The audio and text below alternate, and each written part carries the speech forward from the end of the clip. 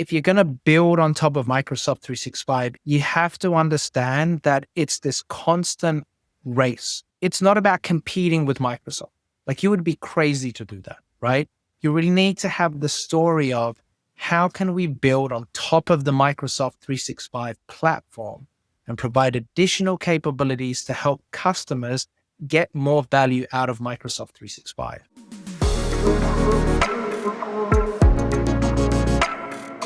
Hi, welcome to Go-to-Market Playmakers, where we bring you winning go-to-market strategies from the industry's best.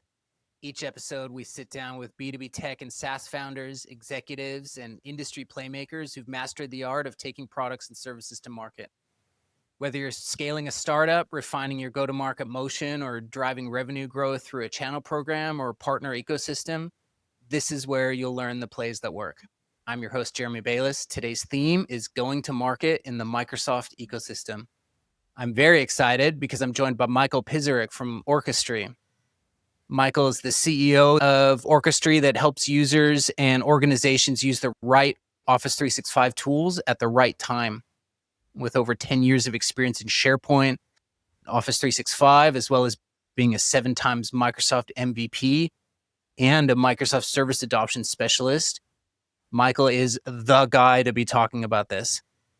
He's also the co-founder and former director of a product called Bonsai Intranet, which he's going to cover extensively in our conversation.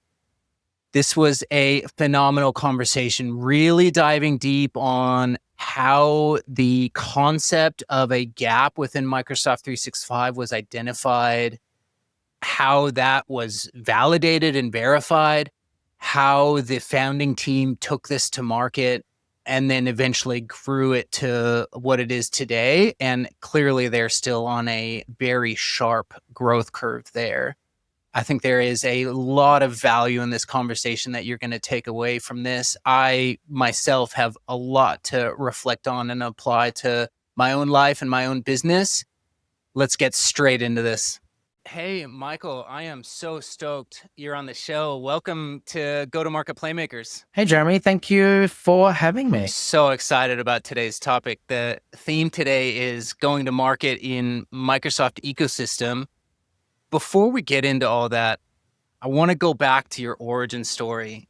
How did you get your start? How did you get to where you are today? So previously to this, I had a different career. I used to be a chef. And worked in some of Australia's finest restaurants, including Tetsuya's restaurant, which is a pretty well-known place there in Sydney. But then afterwards, hospitality is a pretty difficult profession, one might say, right? Lots of hours, lots of stress. Went back to university, did a computer science degree at the University of Western Australia. Kind of did engineering for a couple of years and then moved more into the business analysis side. And then in 2008, sold everything, backpacked around the world for close to a year, went all through Southeast Asia and ended up here in Vancouver, Canada, where I am now. And I've been here for the past 17 years. And when I came here, I was a broke backpacker, as you are after your backpacking adventures. And I was like, I need to get into something, right? And what can I basically make the most money in? And there was 2 things at that time in 2008 which were really popular. One was SAP, and one was this thing called SharePoint. And I haven't heard much of SharePoint back in Australia. We used to use a lot of the Atlassian suite, but hadn't heard much of it. Couldn't find any information about SAP. It was really difficult to find anything. But around SharePoint, there was this huge community of people sharing knowledge. So I'm like, all right, I'm going to go and become a SharePoint expert. So studied really hard for a couple of weeks, basically blagged an interview, to be honest with you, and then did the interview and got the job. And I've really been in love with kind of the Microsoft SharePoint and now Microsoft 365 space since then. So a bit of a different origin story, I guess, but it was something that was really well suited to my skill set, which is I wasn't smart enough or technical enough to be a developer. I was could understand people and talk to people from a business requirements perspective. So that Microsoft 365 platform with a lot of those configuration options and kind of low code, no code solutions at that time suited me really well. And I've been there ever since. The breadth of experience, I have a soft spot for anyone who starts out in hospitality, particularly fine dining, because you learn this level of impeccable service that I find just resonates in people's throughout their lives. And so I would imagine that start really set you up. And then, your global experiences to then bring that into 365 and the Microsoft ecosystem is so awesome. So tell me, what was the spark behind Orchestry? Where did that start? Yeah. So previously I had another company actually before this, Jeremy. So Okay.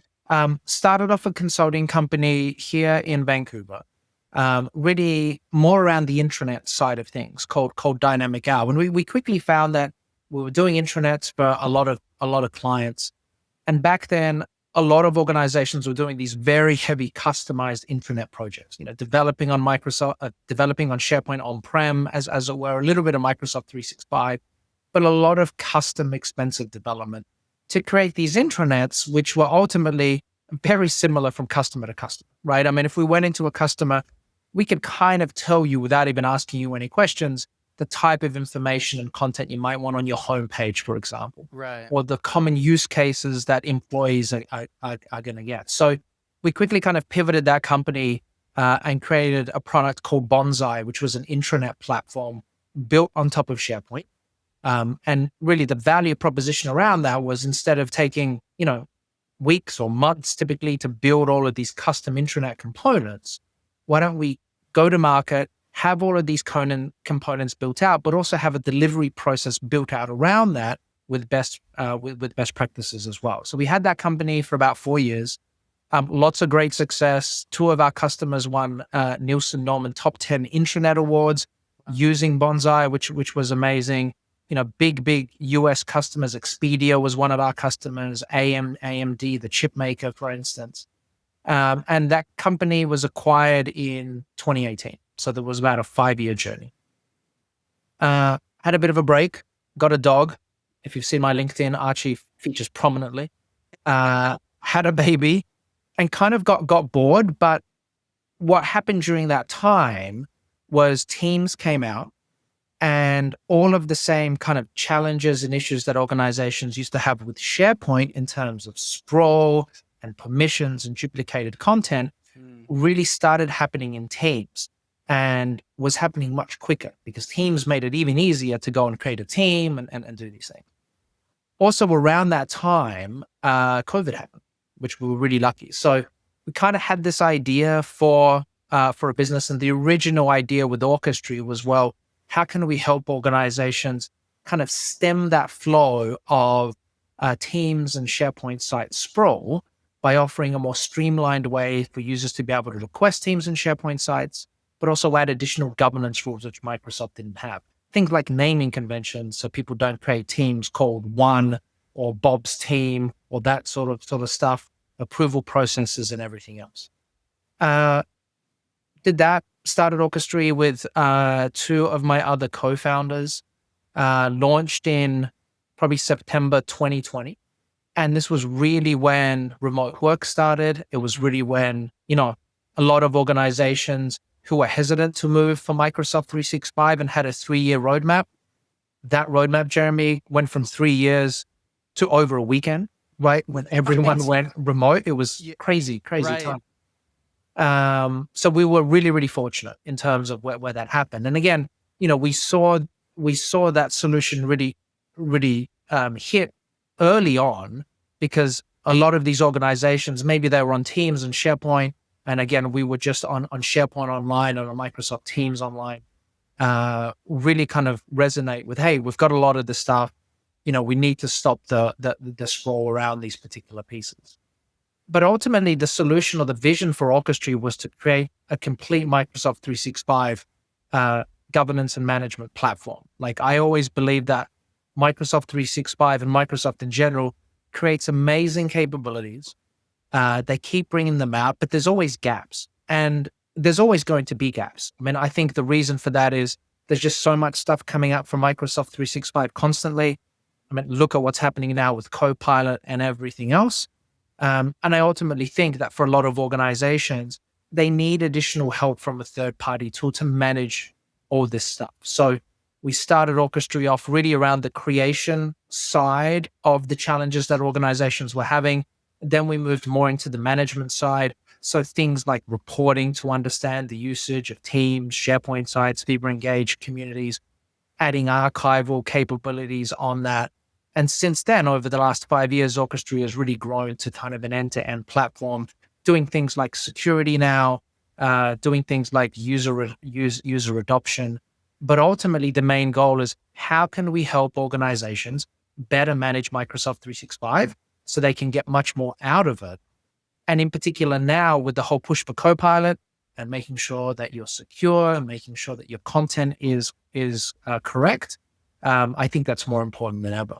I firmly agree with your view that the big end of the ISVs can't be all things to all people and don't want to be in many ways. And it requires partners to come around and solve these gaps that just don't become a priority. On that note, I'd really like to dive into that component just briefly. In recognizing that there was a gap around the sprawl and the provisioning and I forget what you mentioned, bulk onboarding perhaps. Can you go a bit deeper into what was that gap? Where was the pain point lying? Is it on the user's end in order to manage people moving remotely? What was that initial pain point that led you guys to say, hey, we can actually start a whole business around this? Yeah, the initial pain point was kind of twofold. And I think the reason that Orchestry has been, successful so far is we really view adoption and governance as really as two sides of the same coin. And really it is that merger of IT operations and your content owners or your end users there, Jeremy. So, there's a lot of tools which are just IT focused tools. Yes. But I think especially now what we heard when we did our initial research was from the end user perspective, their frustration was, I want to find where we're doing a project. I have no idea whether it's a team, a SharePoint site, a group, in someone's OneDrive, a Viva Engage community. I have no idea. Also, I have no idea what I should be creating because one of the challenges, and it's still, apparent for Microsoft 365, there's like a million ways to do a million things.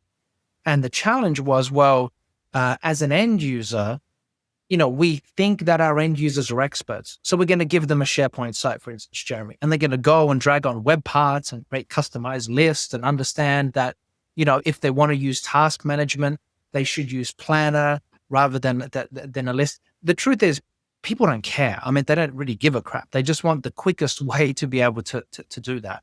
So when we talk to people really early on, we found from users the same thing. I just want to go somewhere central.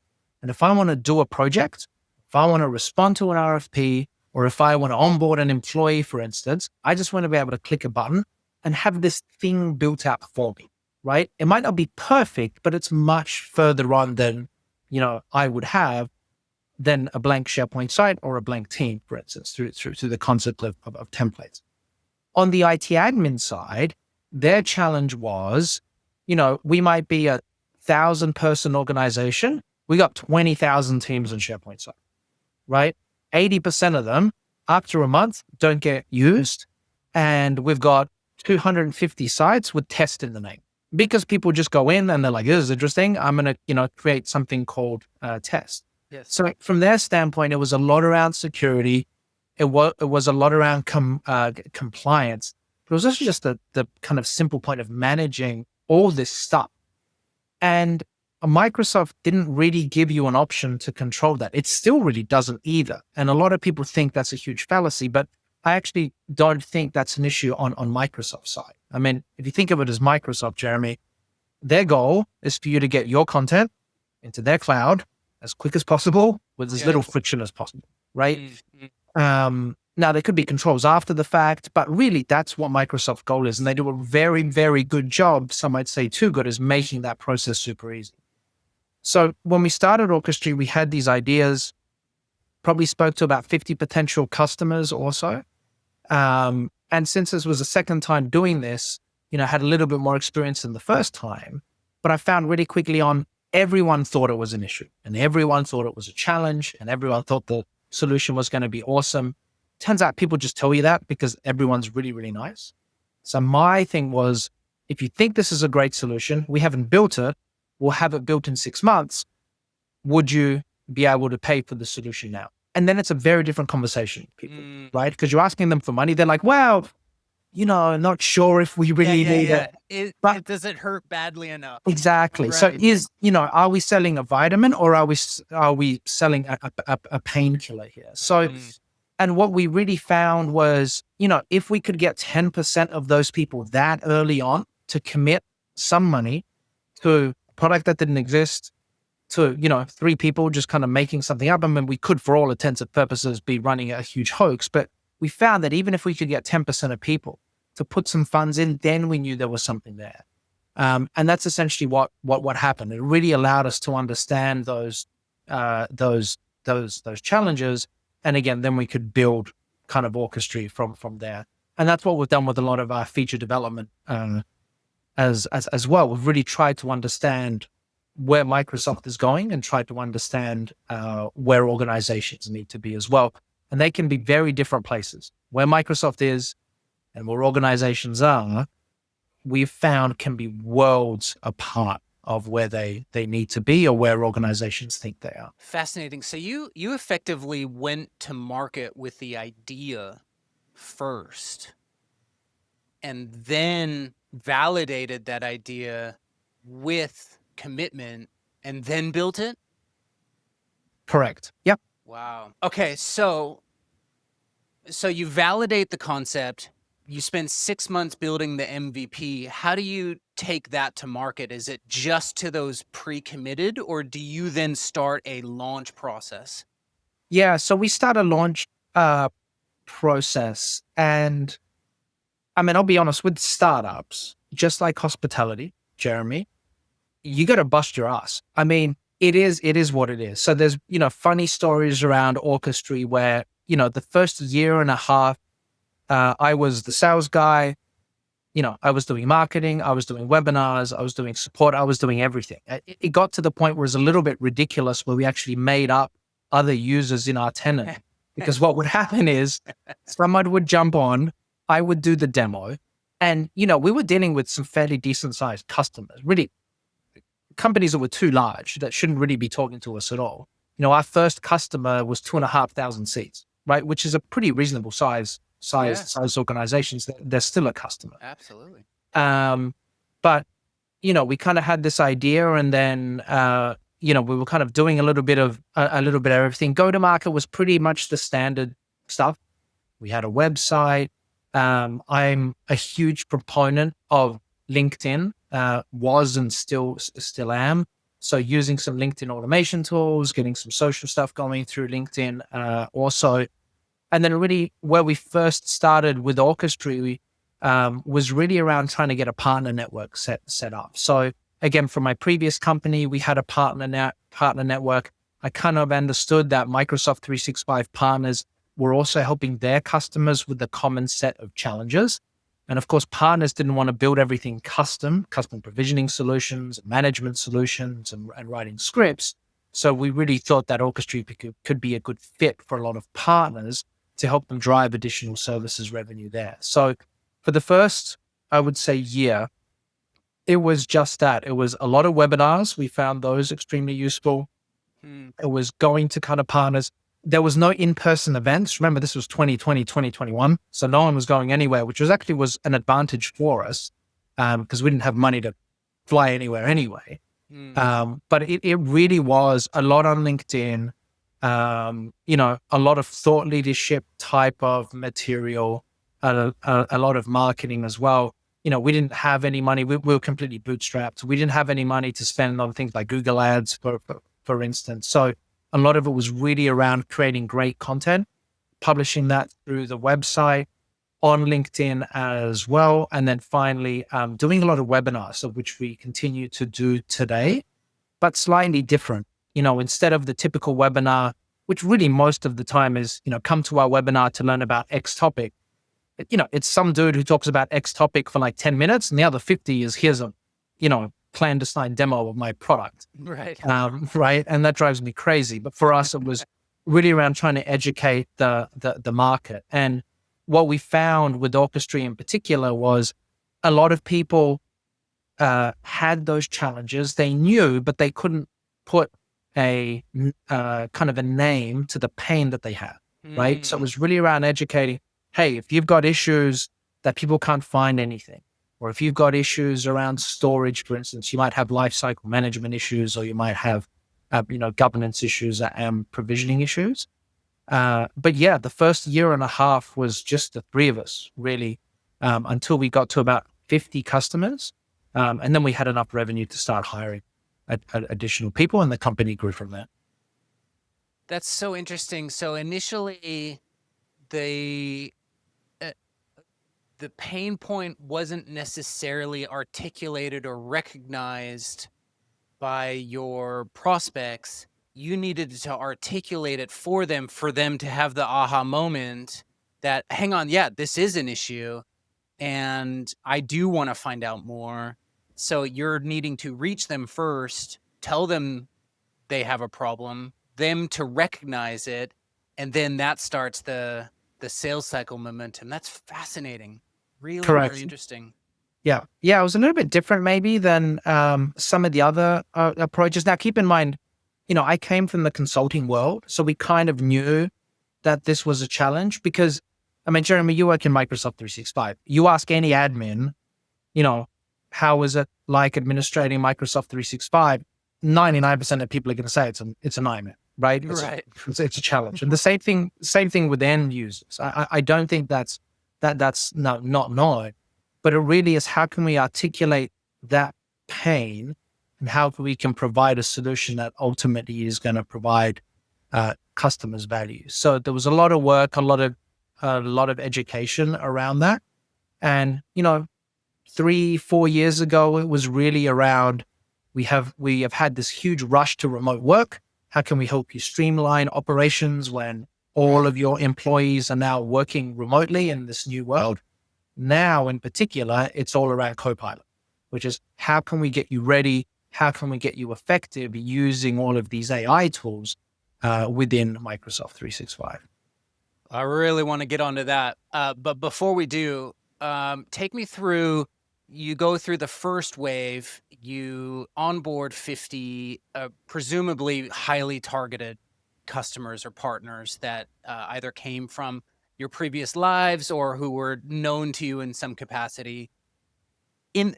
Tell me about that second wave. You start hiring, you've got money to start expanding. What is the expansion roadmap within the community after revenue? Yeah, so it really is. We needed to expand in areas where we had weaknesses in. So getting marketing people, for example, or getting a salesperson. So it wasn't me doing all of the demos, for instance. So it was a lot around that side. Luckily, my two co-founders, so our COO, who's Denise, who's my wife, she was previously with me at my previous startup as well. And then we had Sarah, who's our CTO. We've had kind of a little bit of experience in this. So on the operations side and the technical side, we could do it relatively well. But in order to scale, we had to look at things like sales, marketing was a big one, partners as well. So we got a partner manager to kind of manage the partners and bring on new partners for Microsoft 365. And slowly over time, kind of the business grew. So, we kind of bootstrapped the company for 2.5 years. Then we got some seed funding as well. So that helped a little bit. And it's really nice because when you're bootstrapping, it's very difficult to hire before revenue unless you're one of these AI startups like Cursor, for instance, which went from 0 to 30 million in like 6 months. Fortunately, that doesn't typically happen, but it's really hard and you're always behind because you're always like, well, I want to hire this person, but I can't close this deal. We have to close this deal first and it becomes annoying. So that was really, really positive when we did our seed round through there. And that gave us, again, the opportunity to be able to hire a little bit ahead of revenue, like 6 months to a year ahead, knowing that we would catch up with those deals later on. And today we're about 45 people. Most of the people based in North America. We've got a couple of people within the UK also. Vast majority are in Canada, but we've got a pretty sizable US contingent now as well. But it really was, I didn't want to do and especially remember in 21, 22, if anyone was in the startup land, you could get funded for any crazy idea because money was cheap. Everyone was going through the roof. So I didn't really know anything about VC funding, to be honest with you, Jeremy. Like, we had never done that process at the previous company, so I didn't really even consider it. But I also didn't want the company where, let's get 10 million bucks and burn through it in 2 years, and either in 2 years we're rich or company's gone. And I don't want to run my business like that. I know that's a very popular way to be able to do that, but I view this as a much more longer term thing. So we wanted to grow it slowly. So that's why we kind of went down more of the slower route. But again, what I think it's a much better way to build a much more sustainable business. And we're lucky that we did that way, because if we took funding in 2020 at these ridiculous multiples, I mean, there was, 20, 30 times ARR multiples then. Yeah. And we didn't do too well. Trying to get a bridge around now is really, really difficult. And you can see the carnage in the VC market around those. So I think we made the right decision there. Tell me about, as you mentioned, you hire a partner manager, you're starting to grow the channel. What does an ideal partner look like for Orchestry? Is it an MSP, a VAR? Who's in that space, who's understanding Orchestry and then reselling, on-selling, baking it into their services? What's that look like? Yeah, so it's definitely a system integrator. So it's definitely someone that's providing professional services around Microsoft 365. For us, the ideal partner is, a partner greater than 50 seats. And the reason for that is typically once they're greater than 50 seats, they have some marketing and they have some sales capacity through there. Either they're doing a lot of work around Microsoft 365, and they're looking to kind of streamline that process also. The other thing that we've found over the last couple of years as well is partners on Microsoft SIs, which have some sort of reoccurring services component to it as well. And we've found, again, over the last couple of years, every Microsoft partner that's doing project-based consulting is trying to move to more of a reoccurring services revenue model. Because again, the revenue is much more predictable. You get close relationships with your customers.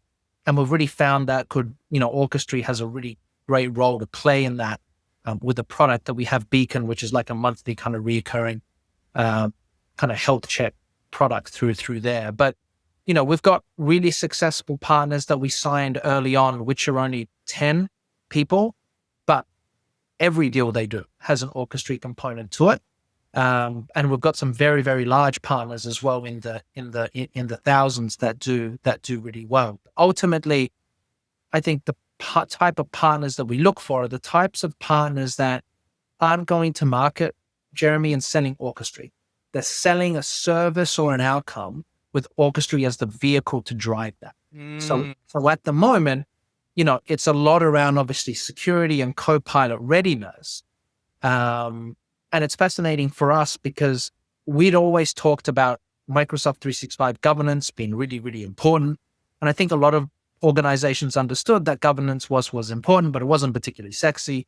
So they never really bothered doing it. Last couple of years, though, with Copilot, all of a sudden, we've changed Microsoft 365 governance. We've given it a much sexier title called Copilot Readiness.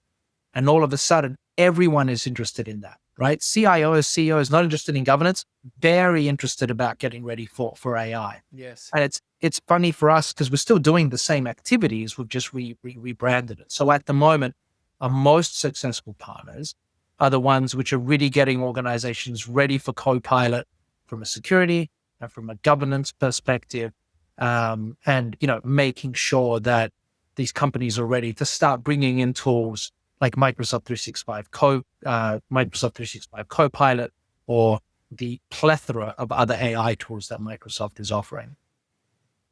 So what I'm hearing is that the system integrators that are the most ideal, you didn't go to them with a pitch for additional revenue opportunity to on-sell or co-sell Orchestry. You're coming in as an example with, hey, you want to help your clients with their Copilot readiness or their AI readiness more generally. We have a very efficient process for you to achieve that, and we have all the numbers that stack up to make that a profitable margin for you. And that's, from what I hear, is how you were able to attract such awesome and sizable partners. Yeah, I think it's a little bit of both, Jeremy. Like Okay. for a lot of our partners, they look at Orchestry as being able to provide additional revenue streams. So, maybe they're a consulting company that typically does intranets, or they do the Power Platform for instance. Their customers are asking them about governance, asking about Copilot readiness. Orchestry can come in and help them with that. For other partners, though, the main challenge that they had, or two main challenges, is either they can't find skilled enough people to do the work. And that has really become evident over the last year. Wow. I always make a joke that every partner is a Purview expert now. And that's absolute crap, because no one knew about Purview about a year and a half ago. Right now, every partner is a Purview expert because it's the hot thing because of Copilot readiness and security, for example. Those people are very, very hard to find. With Orchestry, we've kind of built that platform where it's not just showing you information. It doesn't just show you the symptoms. It helps you diagnose, and it offers you the cure as well. So you can use less technical resources to be able to get this work done, which can be really handy. But the other part that we see constantly with Orchestry, just with some of the capabilities that are built into the platform, is we don't view Copilot readiness as a project. We really view it as an initiative or a mindset that organizations need not only to get ready, but to stay ready over time. And that's a great opportunity for partners to come in, do an initial assessment or do an initial project, but also add on recurring services towards the end there. And that, what we've found, really resonates with Microsoft partners, because it can be a completely new, dependable revenue stream where, maybe it's a couple of $1,000 a month or $1,000 a month. Once the project's done, they have these reoccurring services going on, super valuable for the customer, but super valuable for the partner as well, because they can almost view those, view that reoccurring service as a great way to provide value, but obviously it offers up more opportunities for consulting revenue and everything else. So that's what we've found has really resonated with our partner network, this idea that we can use Orchestry on a project basis, but we can also use it to create a new revenue stream, typically around some sort of reoccurring revenue model. And like I said before, everyone wants to get out of project-based services because it's difficult. Yeah. It's difficult to find people, Right. revenues up or down.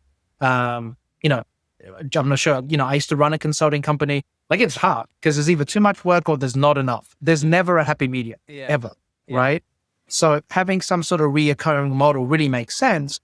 And with the way that I think subscription software has kind of been born now, it lends itself more to that model of having more of a kind of reoccurring revenue. But also, I really believe that customers are looking for Microsoft partners, not just to act as break fix, but really to act as strategic advisors, right? And that's, again, where Orchestry can help with the tool and can help manage that relationship closer with the partners. So the partners wind up almost adopting Orchestry into the DNA of their go-to-market.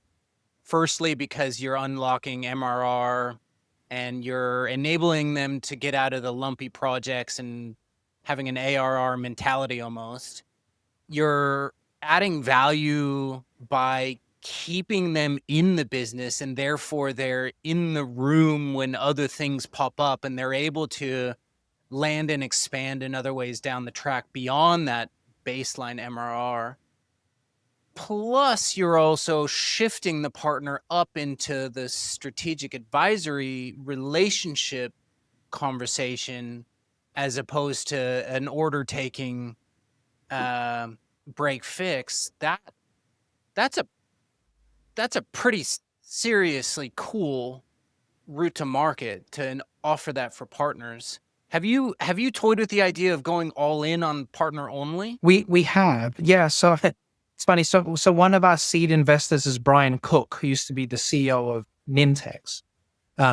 Very large, very well known ISV, and their model was partner only. They never did any services. They never did any direct. For us, probably about 60% of our business is through the partner channel.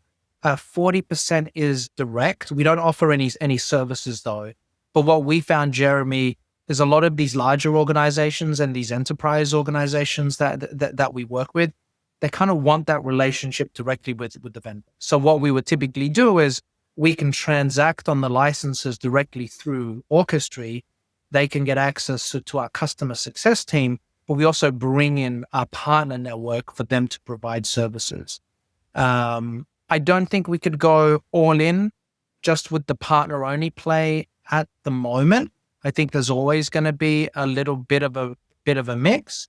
But definitely for us, I mean, the partner relationships and the partner network that we have has been fundamental in, keeping Orchestry alive and making us grow.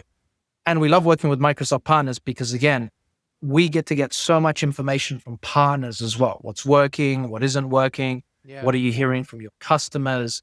And especially as a small startup, the nice thing is I don't have to hire 20 salespeople, right? What I can do is get 2 partners. If they have 10 salespeople each, then if we can empower them, they can go out and act as that sales force for Orchestry. So it's worked really well for us currently, but probably a little bit too early to go partner only. Well, it sounds to me like there is a fairly clear and definitive enterprise who doesn't want SI involved, coming direct. We've got the partner offer, and it seems like there's very low competition there in terms of competing with partners. I think that's all very straightforward. Now, Orchestry's just announced that you've been added to the Azure Marketplace. Congratulations on that. I know that would have been a huge effort. Tell me about what your roadmap is there in Microsoft Marketplaces. Yeah, so we were never in the marketplace up till now. So I know that sounds really, really odd. We just don't really have time to do that. So there's 2 things.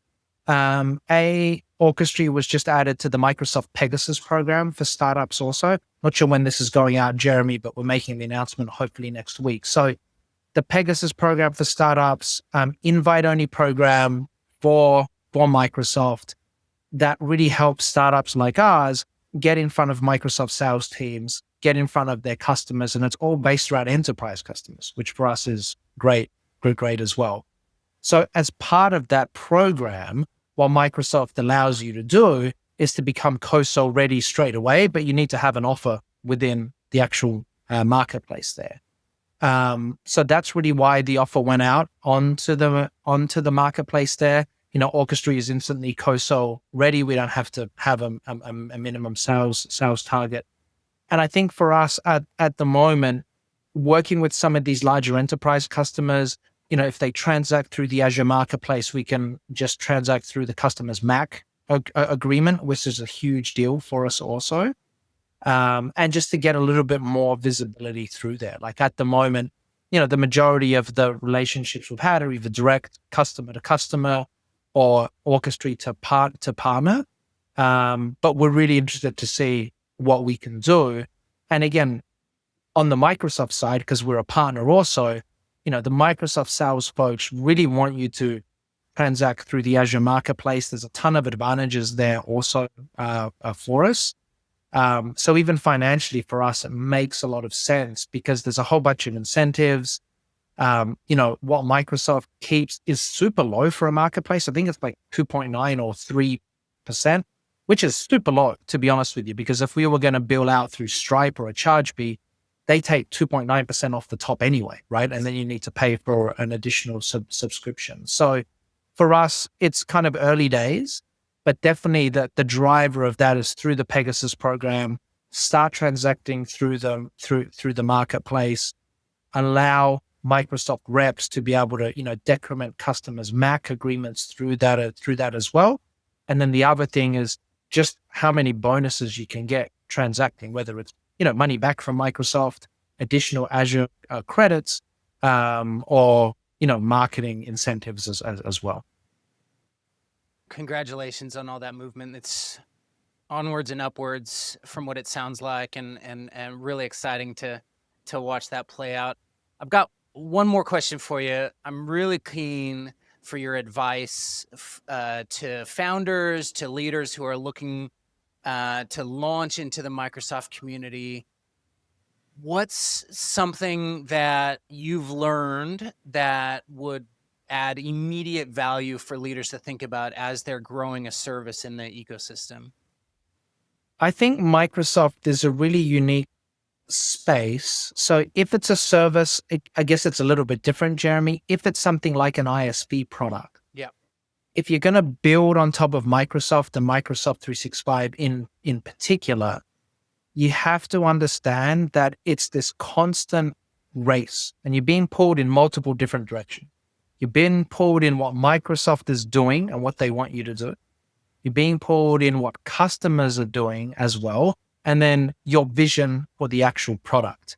So you really need to have a good understanding of customer needs, where Microsoft is and where Microsoft is heading. Because otherwise, if you don't, and we've seen this before with other startups, you're just going to build stuff that either Microsoft has already or Microsoft is going to build within the next 6 to 12 months. So really understanding the space, really understanding, where Microsoft is going and what Microsoft is building. And from a product standpoint, it's not about competing with Microsoft. Like, you would be crazy to do that, right? And if you go to market and say, hey, we've got this solution, it does it better than Microsoft, the way that Microsoft does it is crap, you're just not going to get anywhere. You're not going to get anywhere with partners. You're not going to get anywhere with Microsoft in particular. And maybe with customers, it might resonate short term, but I don't think long term it's going to work. You really need to have the story of how can we build on top of the Microsoft 365 platform and provide additional capabilities to help customers get more value out of Microsoft 365. So the first tip I would have is, if you're going down this route, particularly as an ISV offering, really understand where Microsoft is, where Microsoft is going, and those pain points also. The other thing, and we did this terribly, by the way, Jeremy, so I'm no expert in this, we didn't have any real relationship with Microsoft over the past 4 years. I know that sounds terrible, but we just didn't, right? We didn't have time. We didn't have a partner development manager. We didn't have anything in the Azure Marketplace. We did things like CPOR for instance. The only reason we did that so we can get the solution designation, like, we didn't go through all of the mechanics. We've started to do that in the last 6 months, and I really wish that we did that earlier, because ultimately, you might think that Microsoft is all about selling Microsoft stuff, but what they're really after is, how can we make this process of, at the moment, deploying Copilot easier for our customers? So really working with Microsoft, understanding what Microsoft is doing, again, with kind of working with those sales reps and so forth, is something that's really, really important. It's something that we are learning at the moment to do. Again, the Pegasus program has been great for that. But ultimately, if you can help sales reps be successful and customers be successful, that Microsoft relationship can really drive a huge amount of business your way. Because I think within Microsoft in particular, the different roles talk. If you get a win with a customer early on, you can get a huge amount of business there. But I'll just caution you, it's a really tough nut to crack, right? Because every ISP, and there's hundreds of them in Microsoft, and even outside is trying to talk to these reps. Yeah. And they're trying to get this time. So it can be really, really difficult. Yeah. I've seen that juggle a lot, vying for attention. This has been so valuable. I'm sure there's so much that listeners are going to take away from this. Appreciate all the openness and candor and telling your story and providing some helpful tips and tricks. Thanks for coming on the show, Michael. Awesome. Thanks for having me, Jeremy.